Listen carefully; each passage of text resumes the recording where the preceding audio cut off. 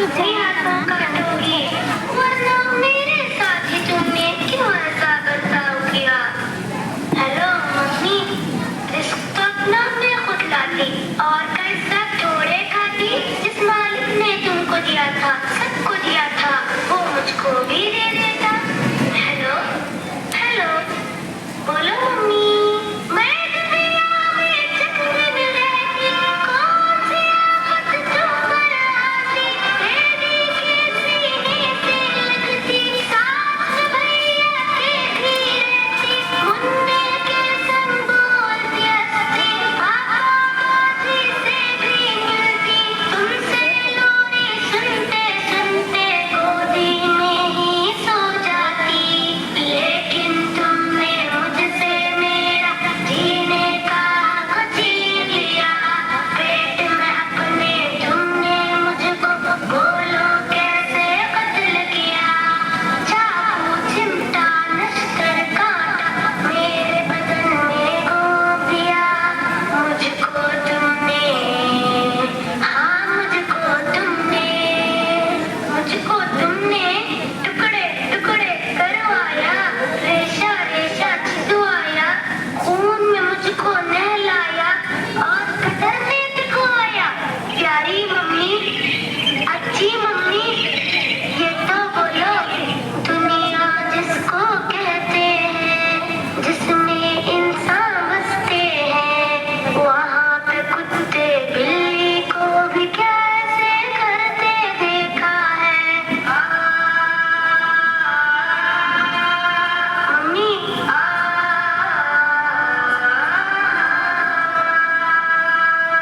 मैं जन्नत में खुश हूँ, लेकिन याद तुम्हारी आती है। ये बतलाओ क्या तुमको भी मेरी याद सताती है। ये बतलाओ क्या तुमको भी मेरी याद सताती है। तुमने कब मेरा कोई नाम रखा था जो तुमको मैं याद आती। फिर भी मम्मी, मुझसे मिलने एक दिन तुम भी इस जन्नत में आ जाना। लेकिन मम्मी, मेरा मालिक मेरा आका तुमसे जब ये पूछेगा, जुर्म वो क्या था जिसके बदले तुमने मेरा खून किया। जुर्म वो क्या था जिसके बदले तुमने मेरा खून किया। बोलो मम्मी, क्या बोलोगी। खालिक मालिक अल्लाह से सोचो मम्मी, कुछ तो सोचो, जल्दी सोचो, जल्दी सोचो, वरना मुझसे जन्नत में तुम मिलने कैसे आओगी। मिलने कैसे आओगी। Hello hello mummy, hello hello. ونصلي على رسوله الكريم أما بعد فأعوذ بالله من الشيطان الرجيم بسم الله الرحمن الرحيم معزز सामयात अस्सलाम वालेकुम व रहमतुल्लाहि व बरकातुहू। मोबाइल फोन ना होता तो क्या होता। जमाने में जुदा सबसे अलग पहचान रखते हैं। जमाने में जुदा सबसे अलग पहचान रखते हैं। जो सहाबा ने रखा था काश वो ईमान रखते हम। अदब से चूमती दुनिया हमारे हाथों को साहिब। अदब से चूमती दुनिया हमारे हाथों को साहिब। मोबाइल फोन की तरह हाथों में अगर कुरान रखते हम। मुअज़्ज़िज़ सामयात, मोबाइल फोन आज के दौर में मवासिलात का अहम जरिया है। अगर मोबाइल फोन ना होता तो हमें कई मुश्किलात का सामना करना पड़ता। मोबाइल फोन जिससे मीलों दूर बैठे लोगों से राब्ता मुमकिन किया गया है। लोग इससे कॉल करने, बातचीत करने और पैगामात, मैसेज भेजने, समाजी राब्ते और तफरीह के लिए इस्तेमाल किया जाता है। ये एक छोटा सा गैजेट है। इंटरनेट हमें खबरों, तहकीक और मौसम की सूरत हाल, तालीमी वसाइल और ऑनलाइन सीखने की प्लेटफॉर्म्स तक आसानी से फराहम करता है, जिससे इल्म की तहसील में इजाफा होता है। मोबाइल फोन हंगामी हालात में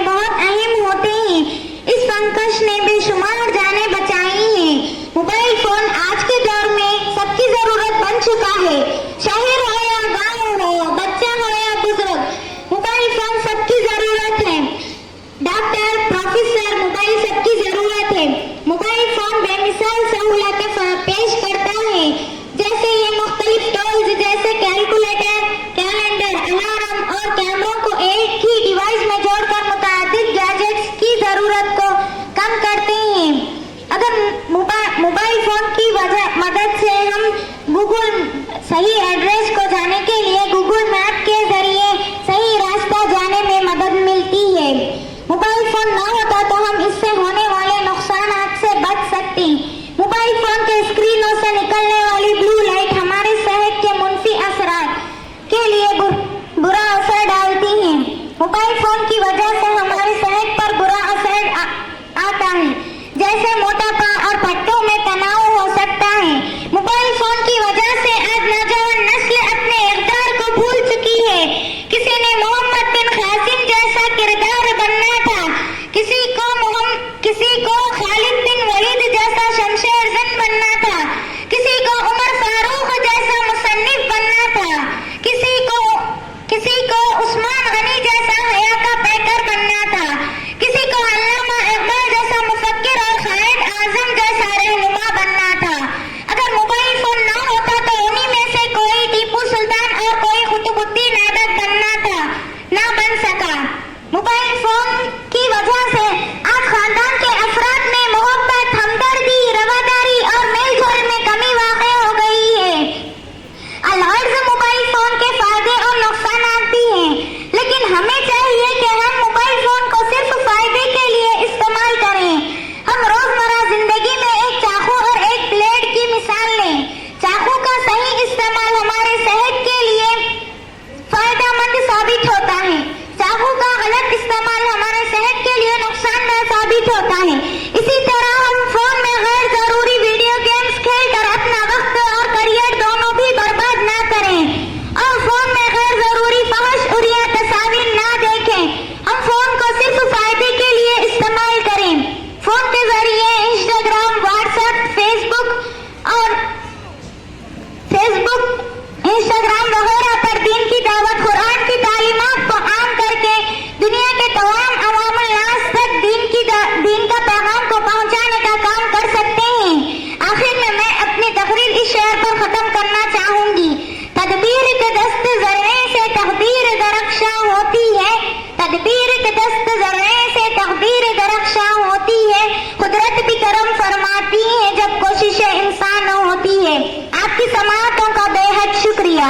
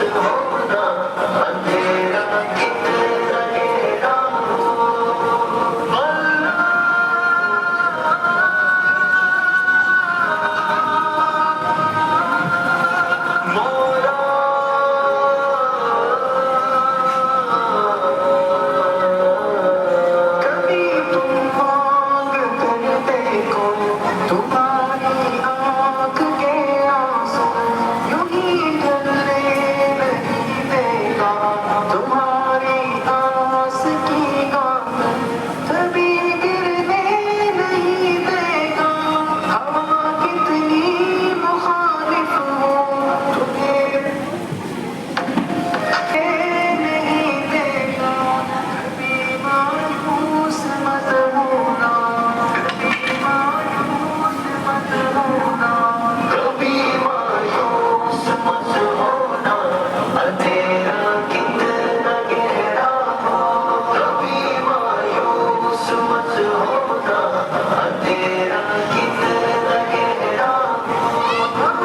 इंसाफ की चलती जरा धीरे से चलती है, मगर चक्की के पाटों में बहुत बारीक पिसता है।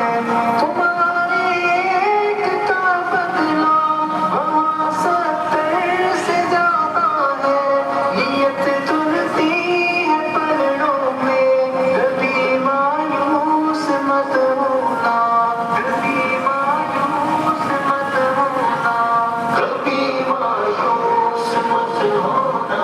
अंधेरा कितना गहरा हो, कभी मायूस मत होना, अंधेरा कितना गहरा हो।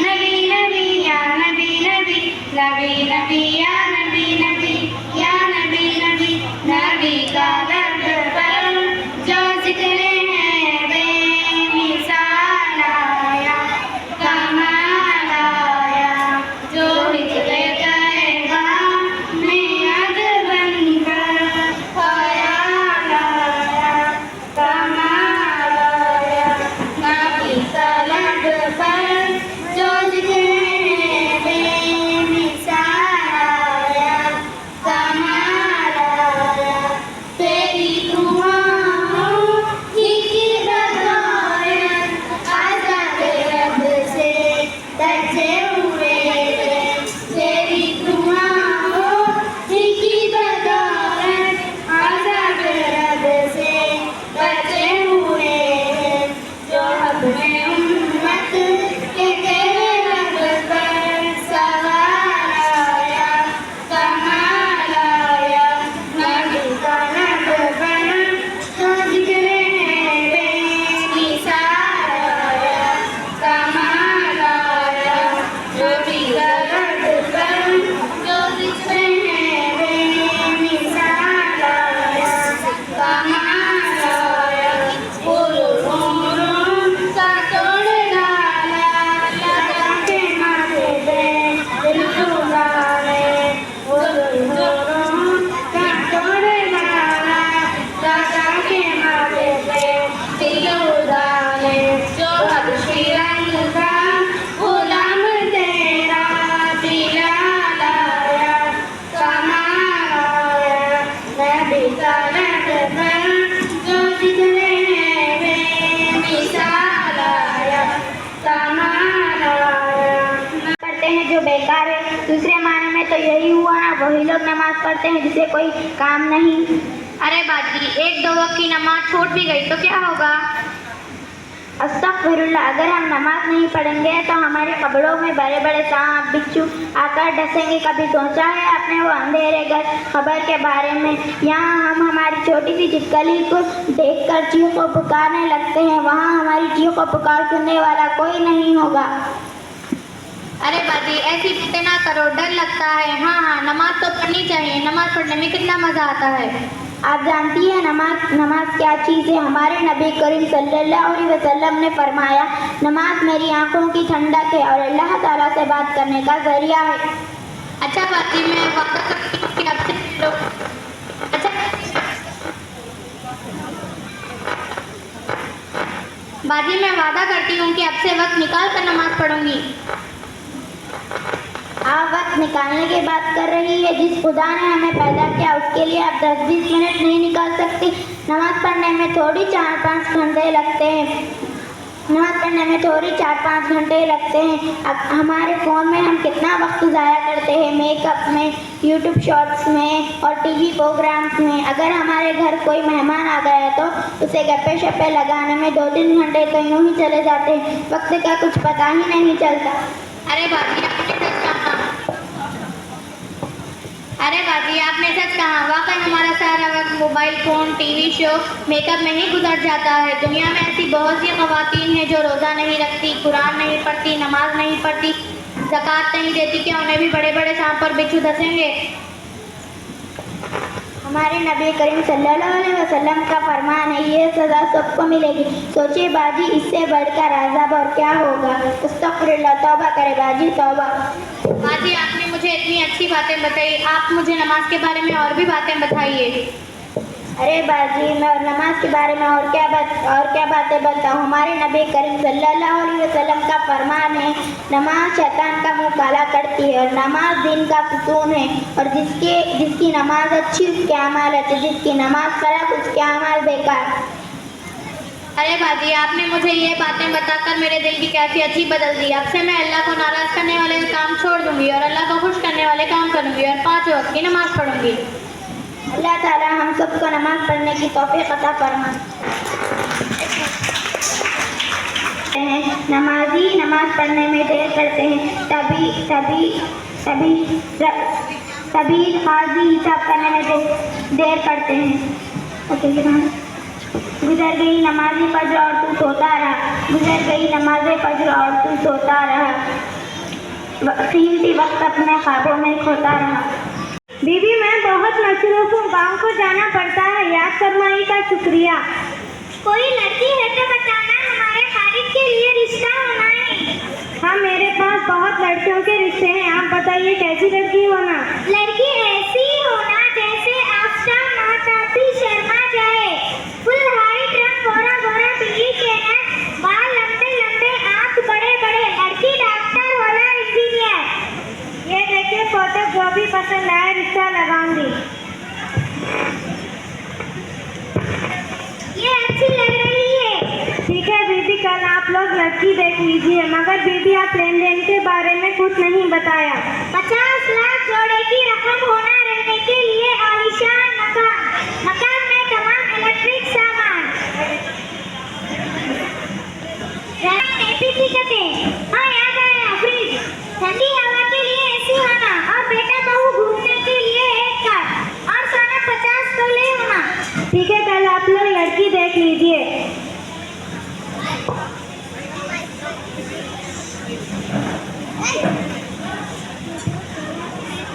ये लीजिए।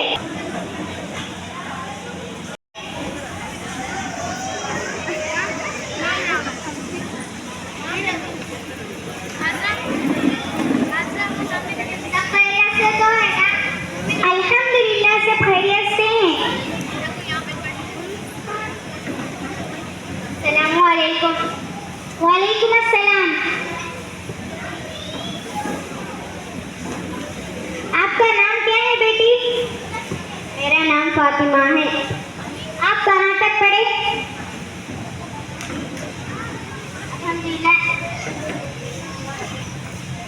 अल्हम्दुलिल्लाह इंजीनियर तक।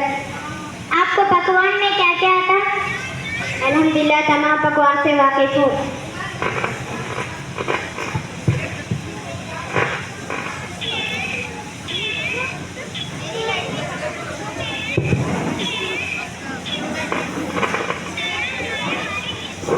मेरी लड़की पसंद है क्या?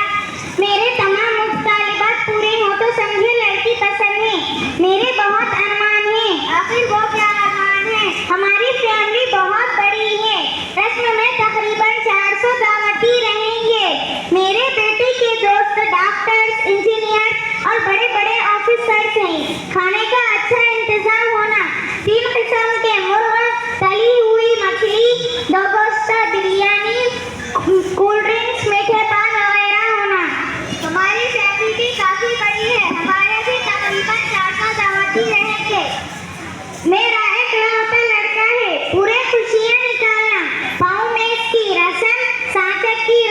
जन्मदिन की रस्म और शादी में 1000 दावती रहेंगे।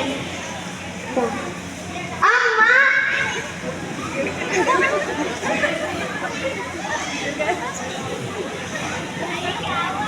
फिर औलाद की खातिर इतनी कुर्बानियाँ और फिर जान भी चले जाएगी।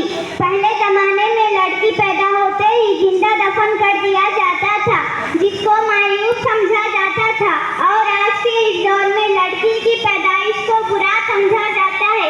लड़की की परवरिश करना, डॉक्टर, इंजीनियर और लेक्चरर बनना और फिर शादी ब्याह के लिए हजारों डिमांड पूरे करना, रिश्वत लेने वाले, सूद खाने वाले, नाजायज हक दुगने वाले लोग बढ़ चढ़कर मुतालबात पूरे कर रहे हैं।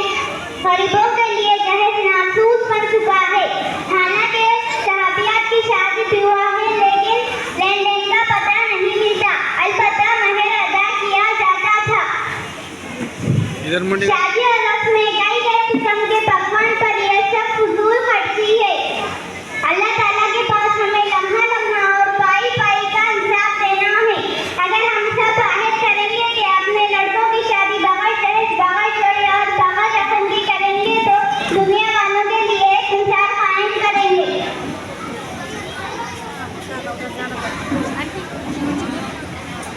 मम्मा, आपकी इज्जत मेरी इज्जत है। मुझे अपनी इज्जत का तमाशा नहीं बनवाना है। दूसरों की बेटियों को खिलौना समझने वाले अपनी बेटियों को क्यों भूल जाते हैं? मुझे किसी कीमत पर यह रिश्ता मंजूर नहीं है। मुझे फख्र है कि मैंने हक की राह में कदम उठाया और अल्लाह का शुक्र अदा करती हूँ कि वो मुझे लालची लोगों में जाने से बचा लिया। मुझे किसी सूरत में यह रिश्ता मंजूर नहीं है। अब आप लोग जा सकते हैं। पहले देखे थे बाजारों में सनम बिकते हैं, मर्द को शर्म नहीं आती कि हम बिकते हैं। तेरी अजमत की कसम, मर्द की कीमत है कम, मर्द बिक सकता नहीं कि बिकते हैं मिट्टी के सनम। अरे बाबा भूखे फकीर हमारे, मॉडर्न फकीर हमारे, बाबा मॉडर्न फकीर हमारे। नजराना लेको शादी करेगा, अपनी इज्जत बर्बाद करेगा। पैसा भी लिए, सुनना भी लिए, गरीब का मामला कौन सुनना रे। तू भूखे फकीर हमारे, बाबा भूखे फकीर हमारे, मॉडर्न फकीर हमारे, बाबा मॉडर्न फकीर हमारे। जब भी बेटी जवान होती, बाप के दिल पर चट्टान होती। लेना छोड़ो, देना सीखो, नहीं तो जीना जंगल हुआ रे। तू भूखे फकीर रे, बाबा भूखे फकीर रे, मॉडर्न फकीर रे, बाबा मॉडर्न फकीर रे। मारिया, क्या आपने अपना प्रोजेक्ट मुकम्मल किया है? वालेकुम अस्सलाम आयशा, मैंने प्रोजेक्ट बहुत मुश्किल से किया है। आपको तो पता होगा ना कि मेरी टीम पार्टनर कौन थी। अल्लाह अकबर, बहुत सुस्ती से काम करती है। वो सारा प्रोजेक्ट मैंने ही कर लिया और दिल बड़ा करके उसे भी समझा दिया। ओहो आलिया, क्या आप मरे हुए भाई का गोश्त खाना पसंद करती हो? छी, ये क्या कह रही है आप? ऐसा कौन होगा जो अपने मरे हुए भाई का गोश्त खाना पसंद करेगा? वो शख्स जो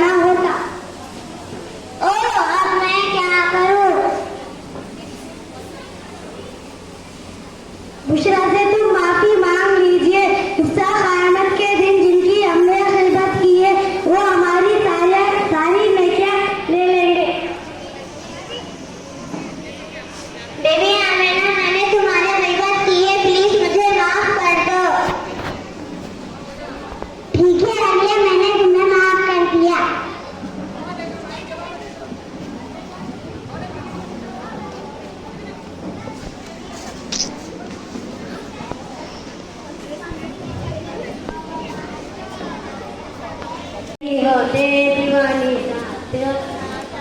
अरे मम्मा इसे यहाँ से भगाओ, कितने जोर जोर से गाने गा रही है, मेरी पढ़ाई में डिस्टर्ब हो रहा है। बेटा गाने बंद कर दो, उसकी पढ़ाई डिस्टर्ब हो रही है। अंकल अस्सलामु अलैकुम। वालेकुम अस्सलाम अब्बा जान, अब तो गाने बंद कर दो, तुम्हारे दादाजी आए हैं, जाओ दादाजी को पानी पिलाओ। अरे मम्मा थोड़ा दूध पी लेंगे, तुम तो अपने चक्करों में लगी रहती हो, मैं जाके दादाजी को पानी देती हूँ। जाओ जाओ अपने नंबर पढ़ाओ। ये लीजिए दादा। बेटा खुश रहो। बहू बहू ये लो मेरी तनख्वाह आई है। बिस्मिल्लाह बिस्मिल्लाह, शुक्रिया अब्बा जान। दादाजान मेरे लिए दाल लाओ।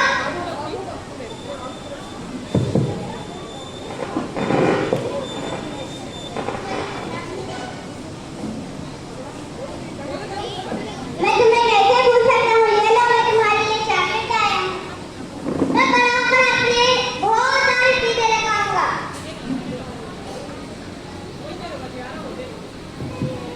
दादाजान हम भी तो हमारे लिए क्या लाए हो? मैंने तुम्हारी अम्मी को पैसे दिए हैं, जाकर अपनी अम्मी से पूछो। मम्मा मम्मा दादाजान ने आपको पैसे दिए हैं ना, मैं गर्मियों के अच्छे अच्छे सूट दिए हैं। अरे अब्बा आपने क्या मुझे पूरा खजाना दिया है, जो इधर भी मेरे पीछे लगा दिया? आपके खर्चे नहीं होते क्या? आप दूसरी मर्जी तलाश करें। अरे पुताई बुढ़ापे में दूसरी लाऊंगी तो मैं क्या करूं, घर का खर्च पूरा नहीं होता।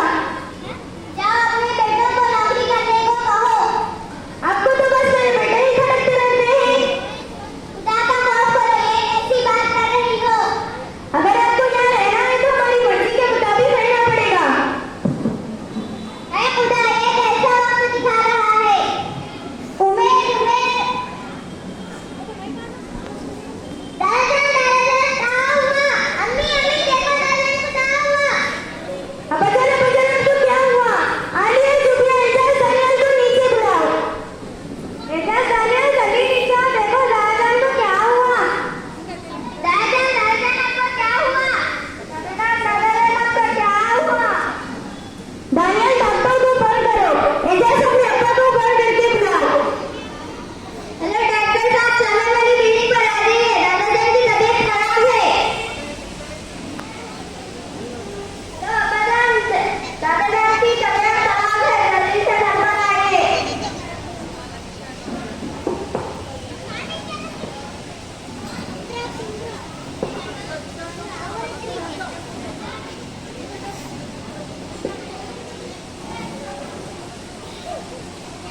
इनकी तबीयत बहुत खराब है, इन्हें जल्द से जल्द हॉस्पिटल ले जाना होगा। अरे इनकी बेटी को तो आने दो, बहुत देर हो जाएगी। एजाज दानियल के दादा को अस्पताल ले जाओ।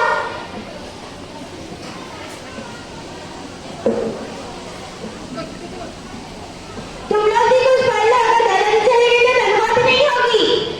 अगर मारी माँ तो तुम भी पढ़ लो, दादाजी चले गए तो लोग भी तो आएंगे, मुझे तैयार होना है।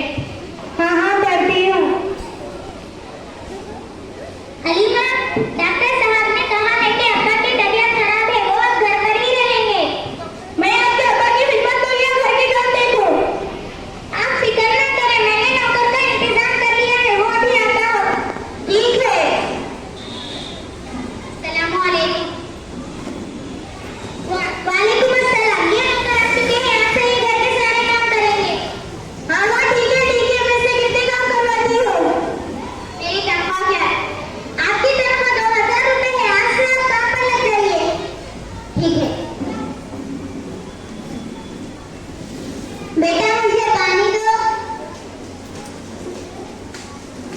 ये लीजिए अब्बा।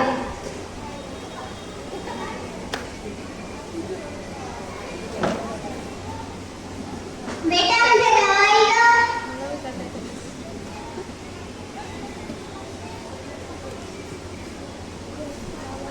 ये लीजिए। बेटा मुझे बंद कमरे में दम घुट रहा है,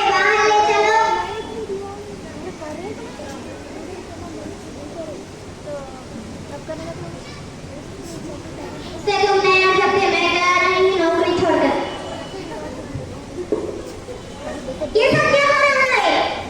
कुछ नहीं, तुम्हारा नौकर तो नौकरी छोड़कर चला गया। तुम्हारे अब्बा की मैडम के हाथ में नहीं होते।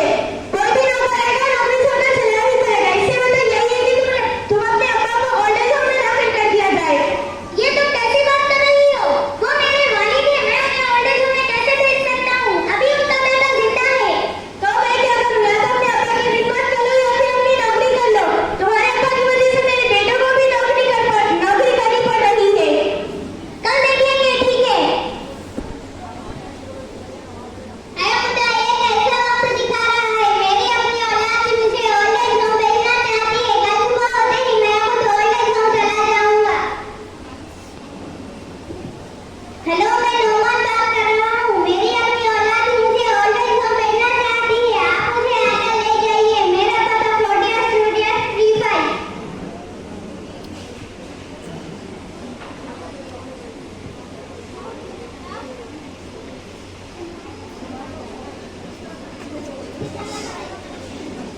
बेटा, मैं ओल्ड एज होम जा रहा हूँ। मुझे ओल्ड एज होम में जगह मिल रही है, मगर याद रखना तुम्हें वहाँ भी ना मिले। हाँ हाँ, जाइए अम्मा जान।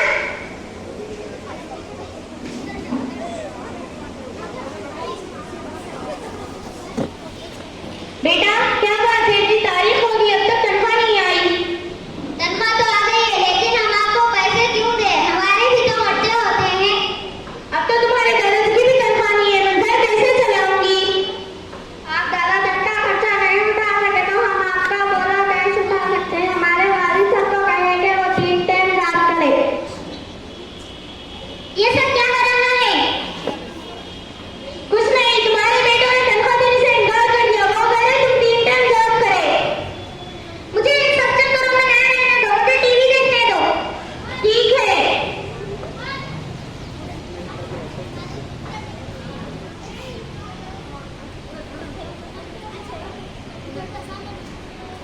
अपनी जन्नत को खुदा के लिए दोज़ख न बना। अपनी जन्नत को खुदा के लिए दोज़ख न बना। अपनी जन्नत को खुदा के लिए दोज़ख न बना। अपने माँ बाप का तू दिल न दुखा, दिल न दुखा। अपने माँ बाप का तू दिल न दुखा, दिल न दुखा। मेरे मालिक मेरे आका मेरे मौला ने कहा। मेरे मालिक मेरे आका मेरे मौला ने कहा। अपने माँ बाप का तू दिल न दुखा, दिल न दुखा। अपने माँ बाप का तू दिल न दुखा, दिल न दुखा। बाप के प्यार से अच्छी कोई दौलत क्या है? तनख्वाह नहीं आई। तनख्वाह तो आ गई है, लेकिन हम आपको पैसे क्यों दें? हमारे भी तो खर्चे होते हैं। अब तो तुम्हारे दर्द की भी तनख्वाह नहीं है, मैं घर कैसे चलाऊंगी? आप दादा तक का खर्चा नहीं उठा सके तो हम आपका बोझ कैसे उठा सकते हैं? हमारे वालिद सबको कहेंगे वो 3 टाइम रात करे। ये सब क्या हो रहा है? कुछ नहीं, तुम्हारे बेटों ने तनख्वाह देने से इनकार कर दिया। वो कह रहे तुम 3 टाइम जॉब करे। मुझे इन सब चक्करों में नहीं रहने दो, मुझे टीवी देखने दो। ठीक है। बीच में स्टार्ट हो रहा है। अपनी जन्नत को खुदा के लिए दोज़ख न बना। अपनी जन्नत को खुदा के लिए दोज़ख न बना।